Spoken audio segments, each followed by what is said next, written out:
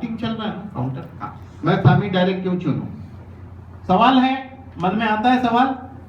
इसका जवाब मिलेगा। पृथ्वी की सबसे बड़ी कंपनी है, research based, result oriented, patented product. Patent मतलब 100 में से 83 को फायदा होता है। तो ये सब बातें आगे मैं बताऊंगा, अभी खाली हिंट दे रहा हूं। ओके, अभी सिर्फ सक्सेस के बारे में सोचना है, फेल्यूर के बारे में नहीं। लेकिन लोग सोचेंगे फेल्यूर के बारे में कैसे सोच सकते हैं? अभी मैंने कहा कि मेरी टीम 1 लाख से ज्यादा है, तो आप बोलोगे नहीं, मैं 1 लाख की टीम नहीं बना सकता हूं। सोच लिया ना आपने नेगेटिव? यस और नो? सोच लिया। लेकिन मैंने थोड़ी सोचा था मैं 1 लाख टीम क्रॉस करूंगा। मैंने तो अपना काम शुरू किया। कौन आएगा, कौन मिलेगा, कौन जुड़ेगा, हमें थोड़ी पता। हम तो काम करते गए, लोग जुड़ते गए, काम करते गए, लोग जुड़ते गए। तो दिमाग वो मत लगाओ। पहले सोचो कि मैं 2-3 लोगों को कैसे बताऊं, हर महीने 2-3 लोगों को कैसे जोड़ूं, हर महीने 2-3 लोगों को कैसे जोड़ूं। जोड़ते जाइए ना, गिनती मत गिनो आप, गिनती अपने आप बढ़ती जाएगी। अब गिन नहीं सकोगे, सुबह उठोगे आपके टीम में लोग बढ़ चुके होंगे। इसीलिए ये सक्सेस के लिए फेलियर होने का थिंकिंग बंद करना पड़ेगा। और प्रेजेंट टीम जो है उसके साथ काम करिए। जो आपको छोड़कर भाग गए उसकी चिंता आप मत करो। आप सोचो, अगर आपने सक्सेस का रास्ता चुना है तो जिसके नसीब में सक्सेस रहेगा वो आपके साथ रहेगा। आप तो सक्सेस होने ही वाले।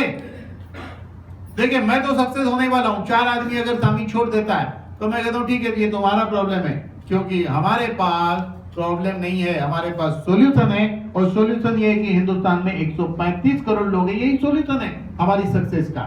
वो 4 लोग भाग गए तो मुझे क्या प्रॉब्लम है? क्योंकि मैं आप लोगों को नहीं जानता था, अब जानने लगा। ऐसे और अननोन लोग धीरे धीरे जानूंगा। जो आके भी चले गए तो हम क्या करें? वो उनका प्रॉब्लम है, हम तो लगे हैं।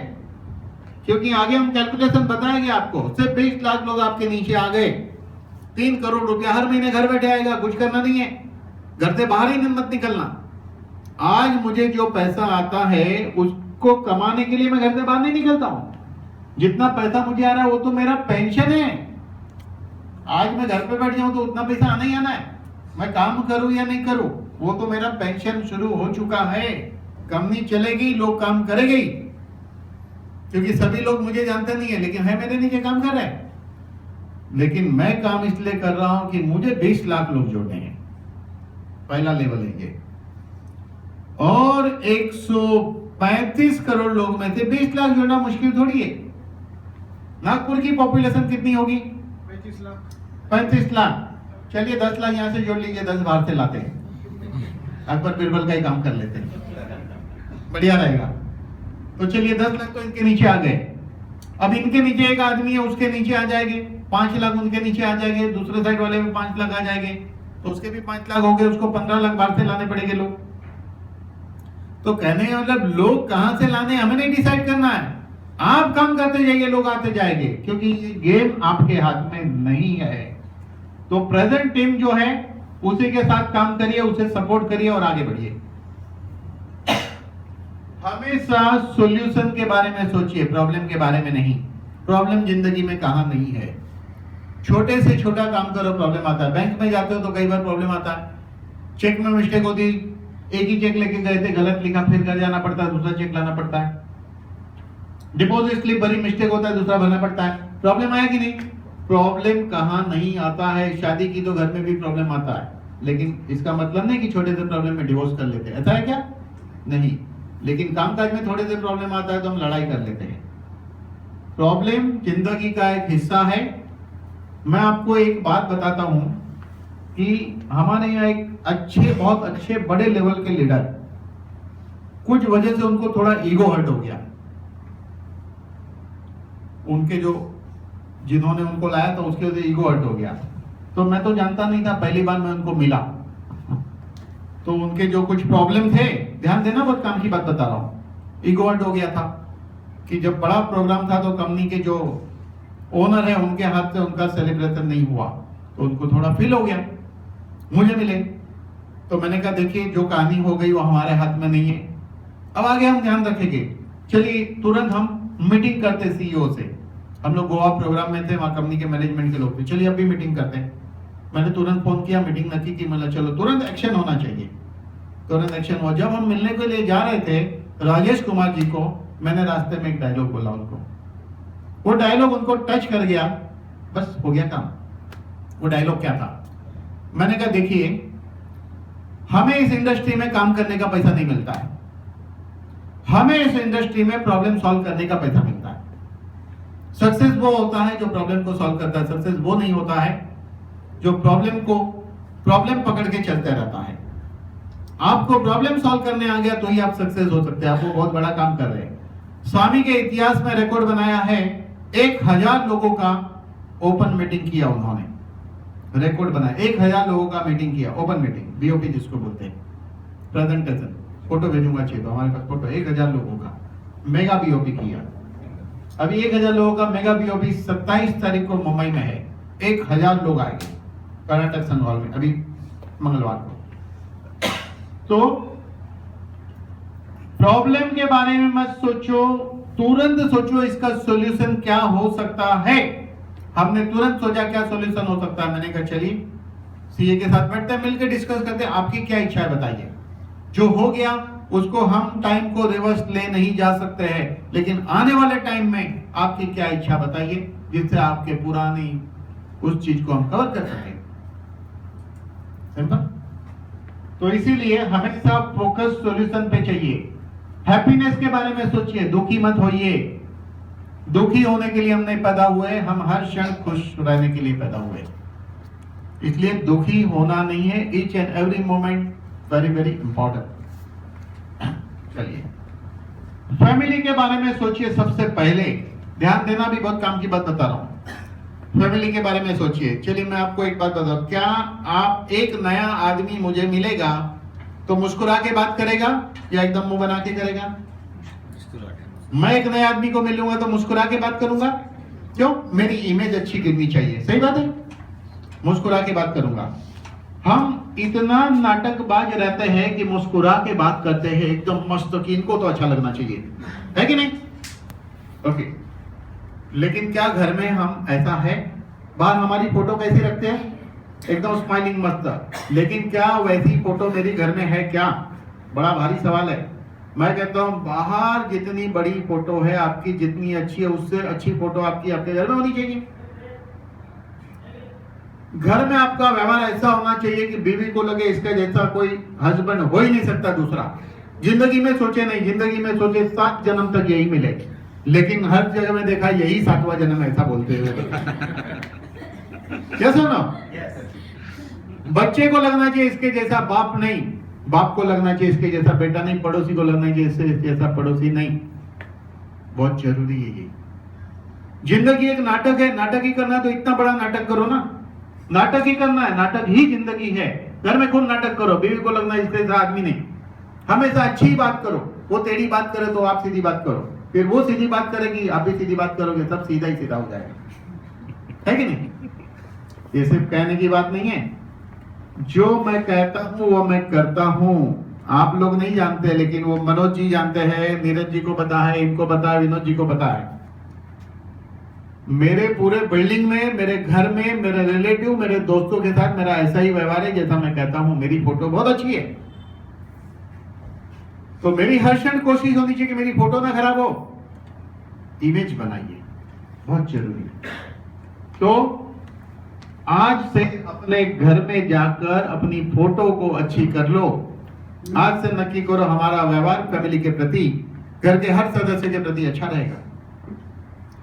मैंने देखा है कई फैमिली में बाप बेटे बात नहीं करते हैं, माँ बेटे बात नहीं करते हैं। हस्बैंड वाइफ को बस में ट्रैवल करते हुए देखिए, एक इधर देख रहा है, दूसरा उधर देख रहा है, 1-1 घंटे तो कोई एक डायलॉग नहीं बोल रहे, सरप्राइज। और हम लोग तो, मैं, मेरी वाइफ और मेरा बच्चा, 3 लोग आपस में इतनी बड़ी कंपनी है कि हमको जरूरत नहीं पड़ती किसी की, जरूरत ही नहीं पड़ती हमें किसी की।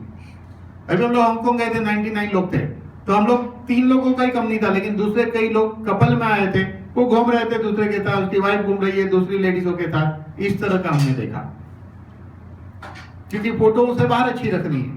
हमारा पहला काम है हमारी फोटो घर में अच्छी रखनी है, ये इंपॉर्टेंट। तब तक चलेगा क्या? अच्छा ठीक है, मतलब शाम तक चल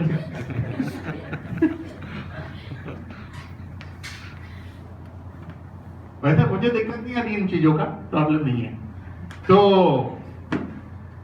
अभी हमने देखा था चॉइस के बारे में, बराबर। अब बात करेंगे चेंज के बारे में। Power of change. चेंज करने से क्या चेंज होता है जीवन में? सब कुछ चेंज हो जाता है। जैसी लाइफ हम चाहते हैं वैसी लाइफ बन जाती है। इसलिए चेंज बहुत इंपॉर्टेंट है। क्यों इंपॉर्टेंट है? क्योंकि परिवर्तन ही संसार का नियम है। यस और नो? देखो, आपने चेंज को अपनाया है। आपकी नानी साड़ी पहनती थी, यस और नो? ये क्या है? चेंज। हम लोग सूट पहनते हैं, क्या है? चेंज। मेरे दादा परदादा धोती पहनते थे, क्या है? चेंज। घर में वो काला रिंग वाला टेलीफोन हुआ करता था, स्टील की रिंग वाला, अभी मोबाइल में आ गए, चेंज। बैलगाड़ी थी, मोटर गाड़ी में आ गए, चेंज। यस और नो? सब चेंज। चेंज हर चीज में हमने अपनाया है। तो हमारी सोच में भी चेंज चाहिए। समय बदल रहा है, सोच बदलनी चाहिए। वक्त बदल रहा है, हमें बदलना चाहिए। वक्त के साथ जो बदलता नहीं है वो वक्त से पीछे रह जाता है। इसलिए समय से आगे चलो। धीरू भाई क्या कहते हैं? सबसे तेज सोचो, सबसे पहले सोचो और सबसे तेज चलो। रतन टाटा क्या कहते हैं? पहले एक निर्णय ले लो आपको क्या करना है, फिर लग जाओ उसे सक्सेस करने के पीछे। रतन टाटा ऐसा कहते हैं। लेकिन हम कुछ चेंज को पहले सोचे, पहले चॉइस करो फिर चेंज। तो चेंज बहुत इंपॉर्टेंट है। अगर आपको करोड़पति बनना है, करोड़ोंपति बनना है, खूब धनी बनना है, तो परिवर्तन के लिए तैयार रहना पड़ेगा। क्या परिवर्तन के लिए?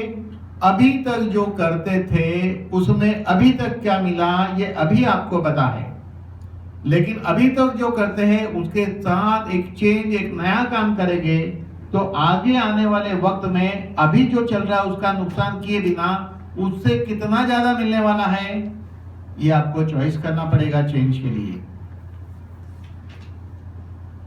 तो चेंज बहुत इंपॉर्टेंट है। इसका मतलब हम चेंज के लिए तैयार है, क्योंकि हम जिंदगी बदलने के लिए तैयार है। हम जिंदगी में बदलाव चाहते हैं, इसलिए हम चेंज के लिए तैयार है। तो क्या चेंज करना है? हमारी आदतों को बदलना है। क्या बदलना है? आदतों को बदलना है। हम एक्चुअली आदतों के गुलाम हैं। यहां कितने लोगों को पता है कि एक्सरसाइज करना हेल्थ के लिए अच्छा है? सभी को, बराबर। लेकिन कितने लोग करते हैं? एक या दो जन। एक या दो जन। क्यों? ये क्यों करते हैं? क्योंकि इनको एक्सरसाइज करने की आदत है। आप लोग क्यों नहीं करते? आपको आदत नहीं है। तो आदत बनती कैसे है? एक चीज को 100 बार रिपीट कर दो तो आदत बन जाती है। क्या पहली शराब किसी ने आदत से पी थी? दो दोस्त पी रहे थे, दो दोस्त में से एक ने तीसरे दोस्त को फोर्स किया, यार चख के तो देख, कुछ प्रॉब्लम नहीं है, चख के देख। पिया कैसे? तो मुंह बना के पिया। दूसरी बार फिर मुंह बना के पिया, तीसरी बार पिया, चौथी बार पिया। पहली शराब हर आदमी फ्री में पीता है।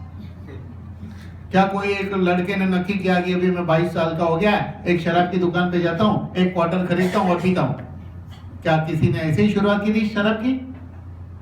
नहीं, कोई ना कोई उसे पिलाता है, उसके बाद उसकी हैबिट बन जाती है। अगर आपको हैबिट बनानी है तो एक चीज को रिपीट करते जाइए, आदत बन जाएगी। तो इनको एक्सरसाइज करने की आदत है, ये नहीं करेंगे तो इनको नहीं चलेगा। क्यों? ये आदतों के गुलाम हो गए, और आप भी आदतों के गुलाम हैं। आप नहीं एक्सरसाइज करने की आदत के गुलाम हैं, ये एक्सरसाइज करने की आदत के गुलाम है। दोनों गुलामी आदत की कर रहे हैं। तो कई चीजों की हमें आदत यानी हैबिट बनानी पड़ेगी। कुछ चीज हैबिट में लाने से कामयाबी मिलती है। जैसे देखो, ये इनको एक्सरसाइज की आदत है तो इनकी कामयाबी क्या है? हेल्थ मिल रही है। क्लियर? ओके। आदतों के अलावा हमारी मान्यता है, बिलीव चेंज होना, हमें कुछ चीजों को बदलना पड़ेगा, हमारी सोच को, हमारी मान्यता को बदलना पड़ेगा। और पर्पस क्या है जिंदगी का, यह भी समझना पड़ेगा। इसलिए चेंज बहुत इंपॉर्टेंट है।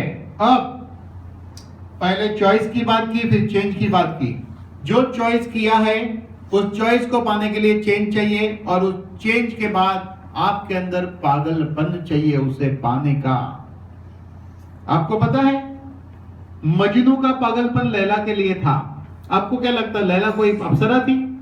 नहीं, इतिहास कहता है कि लैला एक बहुत साधारण स्त्री थी, मजनू उसके पीछे पागल था।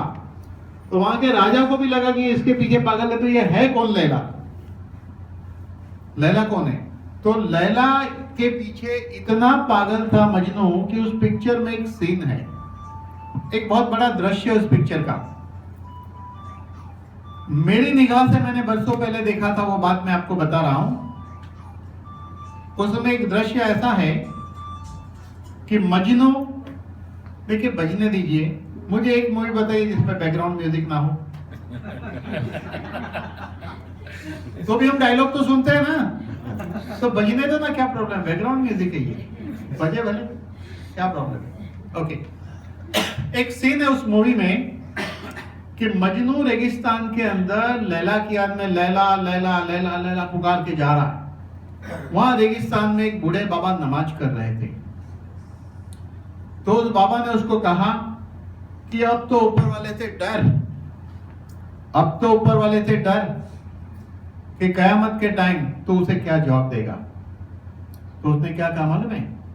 खुदा ने लैला को इतनी खूबसूरत बनाई कि जिसकी याद में मुझे ये ना पता चला कि आप यहां नमाज कर रहे हैं। इसका मतलब क्या? उसकी इन्वॉल्वमेंट कितनी थी? वैसी इन्वॉल्वमेंट क्या उसकी याद में हमारी है क्या? भारी सवाल है। तो मजनू क्या कहता है कि खुदा ने लैला को बनाई इतनी खूबसूरत कि जिसकी याद में मुझे, जिसके ख्याल में मुझे ये ना पता चला कि आप यहां नमाज कर रहे हो, और आप तो उसकी इबादत करो जिसने लैला को बनाया। उसकी इबादत में आपको ये कैसे पता चला कि मैं आगे से जा रहा हूं? देखिएगा ये सीन, बड़ा मैसेज है ये भारी। तो कहने मतलब दीवानगी की हद, पागलपन, क्रेजी। तो crazy people create history and wise people read history. आप इतिहास बनाओ, लोग पढ़ेंगे। धीरू भाई ने इतिहास बनाया, उनका खानदान पढ़ रहा है, हिंदुस्तान पढ़ रहा है। अमिताभ बच्चन ने इतिहास बनाया, फिल्म इंडस्ट्री याद करेगी, है कि नहीं? कई हीरो ऐसे हो गए, राजकुमार, लोग याद करें इतिहास बनाया। लेकिन पागलपन चाहिए, जो पाना है उसका नशा चाहिए। मैंने पहले ही शेर कहा था, नशा हर चीज में है, हमें पीना ना आया, जिंदगी खूबसूरत है, हमें जीना ना आया, है कि नहीं? और आ गया तो नशा हर चीज में है, हमें पीना आ गया, जिंदगी खूबसूरत है, हमें जीना आ गया। तो मैं तो ऐसा कहता हूं कि मैं हरदम नशे में ही रहता हूं। मुझे कोई आदत नहीं है सिगरेट, तंबाकू, दारू, मैं नहीं पीता हूं। क्यों पता है? मेरी जिंदगी में हर क्षण नशा है। मैं बोलता हूं तो नशे में रहता हूं, पानी पीता हूं तो नशे में, हर क्षण नशे में होता हूं, और नशे में ही सो जाता हूं। तो जिंदगी खुद एक नशा है, तो अलग से नशे की क्या जरूरत है लोगों को? मुझे यही बात समझ में नहीं आती है। नशा उनको चाहिए जिनके पास पागलपन नहीं है, जिनके पास मकसद नहीं है, वो मकसद ढूंढते हैं। ऐसा है। चलिए,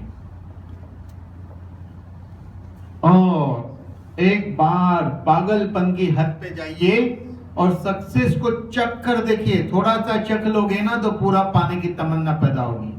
हम कहते हैं ऐसा 1-2 साल काम करके देखो, टेस्ट आ जाएगा। और जिस दिन सक्सेस का टेस्ट आ गया, उस दिन आपको मजा आएगी कि यही खाना खाना है, बस यही टेस्टी है। अभी तक जो खा रहे तो टेस्टी नहीं था, है कि नहीं? लेकिन हम जहां पड़े वहां खुश है, बड़ा टेस्ट आ रहा है, लेकिन वो टेस्ट नहीं है भाई। असली टेस्ट देखो। ओके, देखिए, सक्सेस के लिए रास्ता है और फेल्यूर के लिए रीजन है। लोग क्या बोलते हैं? मेरे दोस्त ने अगर मुझे धोखा नहीं दिया होता तो मैं बड़ा आदमी होता, उसने ऐसा नहीं किया होता तो मैं यहाँ होता हूँ। देखो कोई जवाबदार नहीं है आपकी कामयाबी और फेल्यूर के लिए, आप और सिर्फ आप ही जवाबदार है। अगर आप कामयाब नहीं है तो बहानेबाजी मत ढूंढिए, बहाना जिंदगी में नहीं चलता है। खाली एक ही सोचो कामयाब कैसे होना है, लेकिन कामयाब नहीं हो पा रहे तो बहाना ढूंढते, क्योंकि सक्सेस जब होते हैं तो मैं होशियार हूं, जब फेल होते हैं मैं तो होशियार ही हूं, उसकी वजह से फेल हो गया, है कि नहीं? अपना डायलॉग सेम है, क्या सेम है? मैं तो होशियार ही हूं, तो वो नहीं चलता है। Think crazy, do crazy, be crazy. हमेशा सोचो पागलपन की हद पे जाकर, करो पागलपन की हद पे जाकर काम, और रहो एकदम काम में डूबे। क्रेजी एकदम चाहिए। जैसे सुबह से रात तक स्वामी के बारे में ही हम सोचते हैं, कुछ सोचते ही नहीं है। सुबह से रात तक स्वामी के बारे में सोते हैं तो भी स्वामी के बारे में। आधी रात को बोलो उठ के लेक्चर देना है, मैं लेक्चर दे दूंगा, क्योंकि क्रेजी नेस क्या होता है? क्रेजीनेस का मतलब यह होता है कि आपके अंदर वो हुनर हासिल होना चाहिए, तो दुनिया में कभी फेल नहीं होगी। वो फॉर्मूला मैं आपको बता रहा हूं, टॉप सीक्रेट। आज क्या फॉर्मूला? एक ही लाइन की इतने जैसी है। काबिलियत इज इक्वल टू कामयाबी, काबिलियत इज इक्वल टू कामयाबी। दुनिया की इस फॉर्मूला को आज तक कोई नहीं तोड़ सका है। मैं जो आज सिखाऊंगा ये मेरी काबिलियत है, यही काबिलियत आपके पास होगी तो आपके पास भी इतनी बड़ी टीम हो सकती है। इससे आधी कामयाबी होगी तो आधी टीम होगी, इससे डबल कामयाबी मेरी होगी, मेरी डबल टीम होगी। यस और नो? बिल्कुल। तो काबिलियत इज इक्वल टू कामयाबी। एक आदमी को 1 लाख रुपया पगार है, तो मैंने पूछा तुम्हें 1 लाख ही पगार क्यों है? तुम 1 लाख ही क्यों कमाते हो? क्योंकि तुम्हें 2 लाख कमाना नहीं आता। तुम्हें 20 लाख कमाना नहीं आता इसलिए तुम 1 लाख कमा रहे हो। 20,000 क्यों कमा रहे हो? क्योंकि 20 लाख कमाना नहीं आता। क्यों? काबिलियत ही नहीं है। तो इसका मतलब यह है कि आज हमें जो भी मिल रहा है अपनी काबिलियत से ही मिल रहा है। ये मत सोचो मेरी काबिलियत ज्यादा है मुझे कम मिल रहा है, ये गलत फहमी है। हर जगह काम करने को यही लगता है कि बॉस तो देखो पढ़ा लिखा नहीं है, काबिल तो मैं हूं। नहीं भाई, गलत फहमी। काबिल वही है इसलिए वो बॉस है। आप काबिल होते तो आप उसकी जगह होते। आपको कौन रखता है वैसा काम करने से? छोड़ो उधर की नौकरी, वैसा काम करो, आप बॉस बन जाओ। क्यों नहीं बनते? क्योंकि वो काबिलियत नहीं है। डिग्री से काबिलियत कभी हासिल नहीं होती है। डिग्री से अगर काबिलियत हासिल होती तो दुनिया के सारे रईस लोग डिग्रीधारी होते थे। एग्जाम्पल है बिल गेट का, एग्जाम्पल है धीरूभाई का। ये सब पढ़े लिखे थोड़ी है। रतन टाटा पता नहीं कितना पढ़े मुझे, लेकिन ज्यादा नहीं पढ़े होंगे शायद। कितना पढ़े पता है? डिग्री तो आप ही ने दे दी।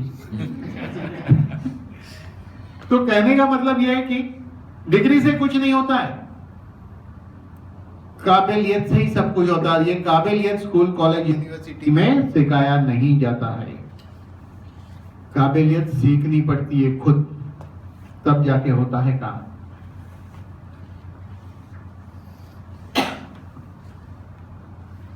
देखिए, जब तक इंसान खुद काबिल नहीं होता है वो दूसरे को काबिल बना नहीं सकता है। खुद मास्टर बने बिना मास्टर बना नहीं सकता है। मैं यहाँ एक एग्जाम्पल, एक स्टोरी कहना चाहूंगा। बड़ी जबरदस्त स्टोरी है। पुराने समय में ऐसा था कि गरीब के बच्चे हो या अमीर के बच्चे हो, गुरु के पास जाकर सीखते थे। आश्रम में रहकर गुरु सबसे इक्वल काम कराता। गुरु नहीं देखता था कि राजा का बेटा है तो इसको थोड़ा आराम दो, वो सबसे इक्वल काम लेता था। तो एक गुरुजी उस जमाने में तलवारबाजी सिखाते थे, तो उधर गरीब के लड़के अमीर के मतलब राजा के सब सीखते थे। जब शिक्षा पूरी हो जाती है तो हर कोई गुरु दक्षिणा देकर चले जाते थे। उस जमाने में ऐसा था कि हर आदमी अपनी हैसियत से ज्यादा गुरु दक्षिणा देने की कोशिश करता था। मतलब गुरु को अच्छे से अच्छा दो, ऐसा सोच, ऐसी भावना थी। आज ऐसा नहीं है। लेकिन एक गरीब लड़का था। ये कहानी बहुत इंपॉर्टेंट है। एक गरीब लड़का था। वो लड़के ने कहा, देखिए गुरुजी, मेरे पास आपको देने के लिए कुछ नहीं और मेरा कोई है नहीं, अभी मैं यहीं रहकर गुरु दक्षिणा के रूप में आपकी सेवा करूंगा, मैं यहीं रहूंगा अभी, वैसे मैं जाऊंगा कहाँ। तो वो भी गुरु जी के पास रहने लगा और तलवारबाजी की शिक्षा में गुरु जी को हेल्प करने लगा। धीरे धीरे वो भी मास्टर होते गया, मास्टर होते गया। गुरु जी बूढ़े होते गए, बूढ़े होते गए, बूढ़े होते गए। फिर ये एकदम पूरा कारोबार संभालने लगा, सारा आश्रम का सब कुछ। फिर लोगों ने इसको बोला कि अब तो तू बहुत पावरफुल आदमी बन गया, गुरु से भी आगे निकल गया, अभी गुरु कुछ नहीं। बोला नहीं नहीं, वो गुरु जी हमारे, उन्हीं से मैंने सब सीखा है। फिर भी एक बार, दो बार, तीन बार, चार बार किसी के कान में बार बार एक बात डालो, आखिर असर होती है। एक दिन उसे भी असर हो गया, उसे लगा यार बात तो ठीक है, लोग इतने लोग कह रहे तो गलत तो नहीं होंगे। तो उसने भी कहना शुरू कर दिया कि अभी तो मैं सब कुछ हूँ, गुरु जी से भी आगे हूँ, अब मैं उनसे भी बहुत कुछ आगे हूँ।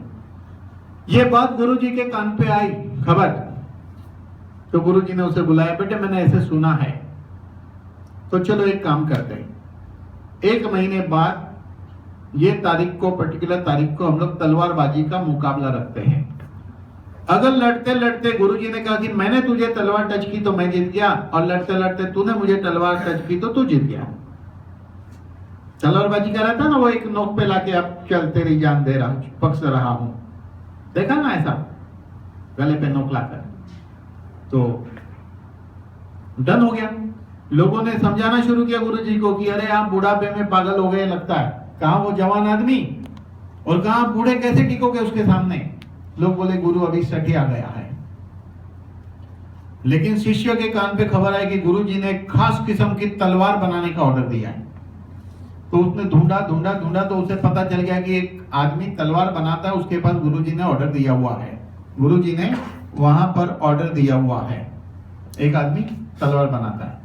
उसने ढूंढा, उसके पास गया, बोले नहीं बताओ आपको तलवार बनाने का ऑर्डर दिया, कैसी तलवार का ऑर्डर दिया। बोले नहीं नहीं वो सीक्रेट हम नहीं बता सकते। लेकिन रिश्वत तो हर जमाने में चलती थी, है कि नहीं। तो उसने कहा हम आपको इतना पैसा देंगे, ये देंगे, वो देंगे। तो उसने बोला देखो किसी को बताना मत, काम बड़ा सीक्रेट है। तलवार का काम कल से हाथ में लूंगा, ये म्यान बन चुकी है 6 फुट की, कल तलवार का काम हाथ में लेने वाला हूं। ओके ऐसी बात है। उसने 14 फुट की तलवार का ऑर्डर दिया और मुकाबले का दिन आया। लोग बोल रहे थे भाई गुरु जी का क्या होगा जवान आदमी के सामने। देखा गुरु जी ऐसे 6 फुट की म्यान तलवार लेकर आ रहे। लोग बोले वाह वाह वाह, गुरु ने क्या दिमाग, उतने में वो आ रहा है 14 फुट की म्यान तलवार लेकर। लोग बोलते अरे ये तो उससे सवाया निकला शिष्य। दोनों अपने सामने आए, सीटी बजी, गुरु जी ने तलवार निकाली, टच कर दी। क्योंकि म्यान 6 फुट की थी, तलवार 3 ही फुट की थी। और उसने 14 फुट की म्यान 14 फुट की तलवार निकालेगा कैसे। मतलब समझे, गुरु वो होता है जो क्रिएटर है, गुरु वो होता है जो क्रिएटर है, शिष्य वो होता है जो फॉलोवर है। इसलिए पहले क्रिएटर बनो। क्रिएटर तब बनोगे अपने जैसे डुप्लीकेट पैदा करना शुरू करो। क्रिएटर बनो, वो भी क्रिएटर पैदा करे, वो भी क्रिएटर पैदा करे, वो भी क्रिएटर पैदा करे। ऐसा जब करोगे तो आपका काम बहुत आगे जाएगा। इसलिए मास्टरी खुद पे लाइए तो दूसरे पे मास्टरी ला सकते हैं। मास्टर बन के मास्टर ही पैदा करना है, शिष्य की परंपरा नहीं चाहिए। हमारे इस बिजनेस में मास्टर ही पैदा करना होता है, सीक्रेट नहीं। अगर आपका मेडिकल स्टोर है तो आप बाजू वाले को नहीं बताओगे इसमें क्या फायदा है, लेकिन इस धंधे में जितना फायदा होता है सब बता देते हैं, पूरा का पूरा ट्रांसफर।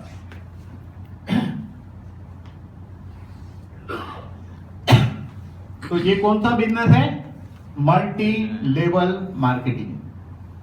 अब इसमें एंटर होने के पहले आज आपकी चॉइस क्या है, मल्टी लेवल मार्केटिंग, यही आपकी चॉइस है। इसी के लिए पागलपन चाहिए, इसी के लिए चेंज के लिए तैयार चाहिए, इसी के लिए आपने अपने ओरिजिनल रास्ते पे चलते हुए चेंज के रूप में साइड में इस रास्ते को अपना कर अपना ओरिजिनल रास्ते पे चलने की भी जरूरत नहीं रहेगी, क्योंकि उस ओरिजिनल रास्ते की मंजिल आपको पता है, लेकिन इसकी मंजिल कुछ और है। तो पिछले हजारों साल में 3 परिवर्तन आए। कौन से 3 परिवर्तन? पहला परिवर्तन यह था कि बहुत साल पहले बिजनेस की सिस्टम थी बार्टर एक्सचेंज, सामान की अदला बदली का बिजनेस था। कुम्हार ने मटका दिया, किसान ने अनाज दिया, बार्टर एक्सचेंज था। फिर धीरे धीरे पहिए की खोज हुई, ट्रांसपोर्टेशन की खोज हुई, पैसे की खोज हुई, सब होने लगा। तो फिर बिजनेस पैसे से होने लगा। धीरे धीरे एडवर्टाइज आया, email, Gmail, Hotmail, TV, book सब आ गया। ऐसे करते करते बिजनेस का आज जो स्वरूप आपको दिखता है वो है, राइट? ये है पहला परिवर्तन है। ये बिजनेसमैन इसके आगे नहीं सोच सकता। लेकिन बिजनेस का दूसरा स्वरूप, बिजनेस का दूसरा स्वरूप जो है वो क्या था? Barter to business, business to franchisee. Franchisee नाम का एक कंसेप्ट आया, क्योंकि एक 60 प्लस के आदमी